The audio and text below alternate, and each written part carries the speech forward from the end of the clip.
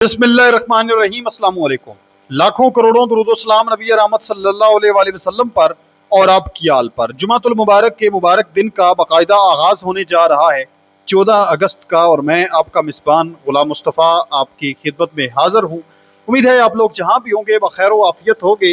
नाज़रीन मोहतरम, आज 14 अगस्त है और आज वो दिन है जिस दिन ये अजीम मुल्क पाकिस्तान इस्लाम के नाम पर मार्ज़े वजूद में आया। और अल्हम्दुलिल्लाह अल्लाह रब्बुल इज़्ज़त की इस अजीम नेमत पर हम उसका करोड़ा शुक्र अदा करते हैं।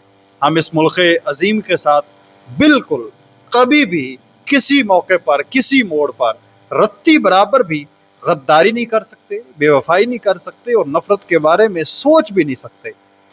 चंद एक घटिया और कमीने लोगों की वजह से, जिन्होंने इस मुल्क का सारा आप कह लें कि बेड़ा गर्क किया है, इमेज ख़राब किया है, तो उन लोगों की वजह से हम अपने मुल्क के साथ जो है वो गद्दारी या नफ़रत के बारे में सोच भी नहीं सकते।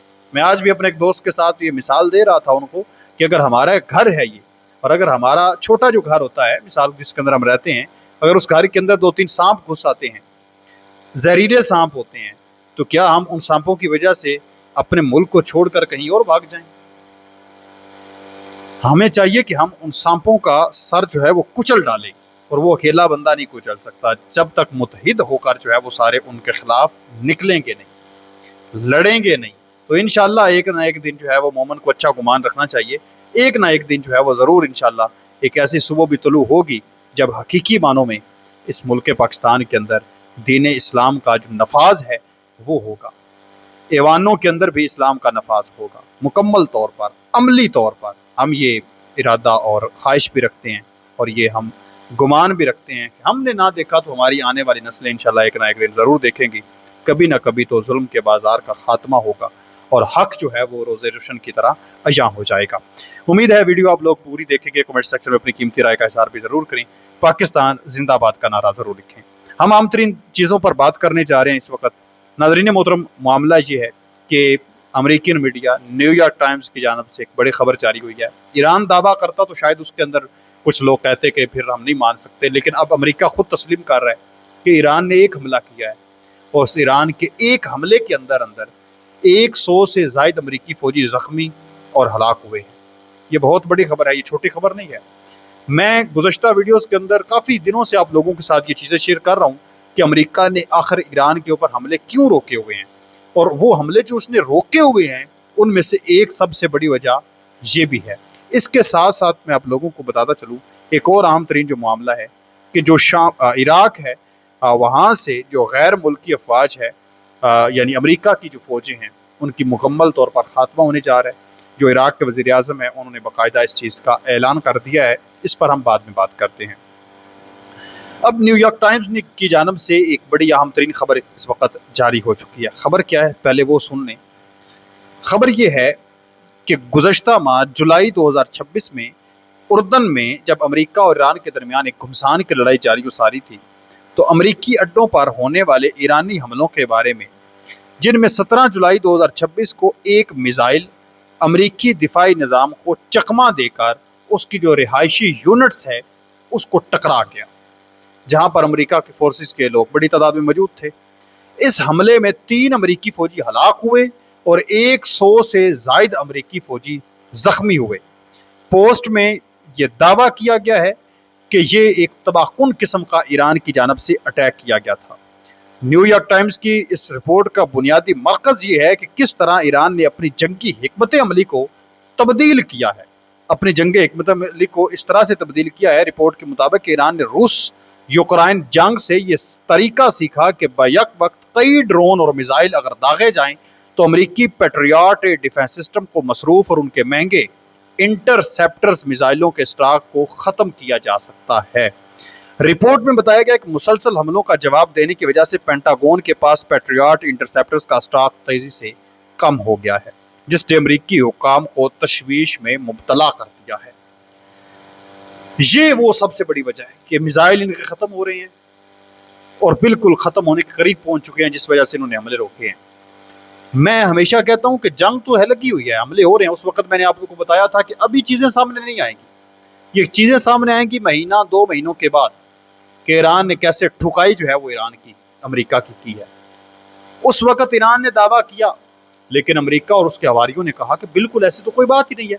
हत्ता कि मेरे कमेंट्स के अंदर आकर कुछ लोगों ने कहा कि ईरान के अंदर बड़ी तबाही हो रही है, आप उस पर बात नहीं कर रहे, आप हमेशा जो है वो इस हवाले से बात करते हैं कि अमेरिका को ये नुकसान हो गया, अमेरिका को ये नुकसान हो गया, अमेरिका को ये नुकसान हो गया। अगरचे मैं बात ये करता हूँ कि अमेरिका को नुकसान हो गया, लेकिन पाकिस्तान के अंदर और मुख्तलिफ ममालिक के अंदर बैठे हुए कुछ ऐसे लोग हैं जिनको यहाँ पर बैठे हुए तकलीफ होती है, ये खबर सुनकर कि अमेरिका को यार तकलीफ, ईरान अमेरिका को नुकसान हो गया, ईरान ने अमेरिका को नुकसान पहुंचा दिया। तो आप उन लोगों के बारे में क्या कहते हैं, मुझे कमेंट सेक्शन के अंदर जरूर बताएं।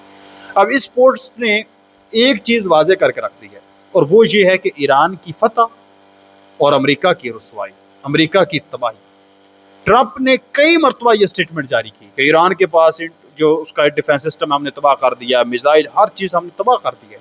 लेकिन खुद अमेरिकन मीडिया इस चीज़ की तस्दीक कर रहा है कि ईरान के एक हमले के अंदर 100 से ज़ायद अमेरिकी फौजी निशाना बने हैं, वो जख्मी हो गए हैं, और पेट्रियाट और डिफेंस सिस्टम इनके ख़त्म हो गए हैं, जिस वजह से इनको जंग रोकनी पड़ी है। असल वजह ये है और कोई वजह नहीं है कि पाकिस्तान ने कहा है, सऊदी अरब ने कहा है, फलाने ने कहा है, कोई वजह नहीं।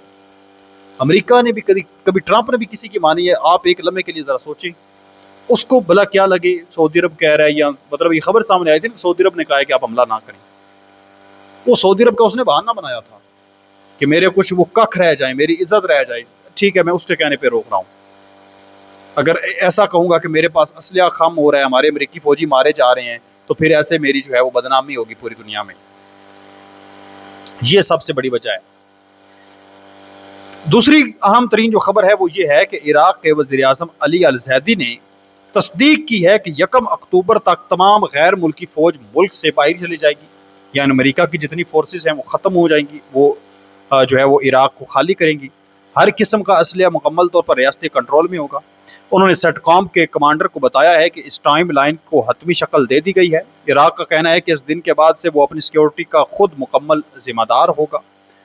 इराक ने गैर मुल्की अफवाज की वापसी के लिए 1 अक्टूबर की आखिरी तारीख तय कर दी है। मुल्क के मौजूद तमाम हथियारों को हुकूमत अपने कब्जे में या कंट्रोल में ले लेगी।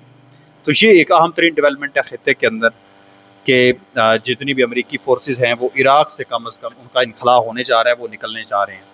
इसके साथ साथ एक दो आम तरीन चीज़ें जो अभी पेश आई हैं वो ये हैं कि यमन के हूतीज़ की जानब से दोबारा अटैक की इतलात मौसूल हो रही हैं सऊदी अरब के अंदर। फिर सऊदी अरब ने इराक की जो सिक्योरिटी के लोग हैं, कौंसल के लोग हैं, उनके साथ मुलाकात की है इस तमाम तर सूरत हाल को मैनेज करने के लिए।